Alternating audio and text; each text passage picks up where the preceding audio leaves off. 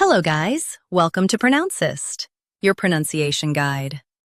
Today we will learn how to pronounce the word shown on the screen. ACCUSES. Both US and UK have the same pronunciation of this word. ACCUSES. Now read the syllables shown on the screen naturally. Accuse is accuses.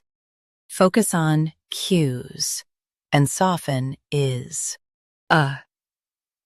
Accuse is accuses. Focus on cues and soften is. Accuse is accuses. Focus on cues and soften is. Accuse is accuses. Practice repeatedly and you'll soon be able to say this word perfectly. The best way to practice is to repeat the syllable multiple times. The meaning of the word is claims someone did wrong.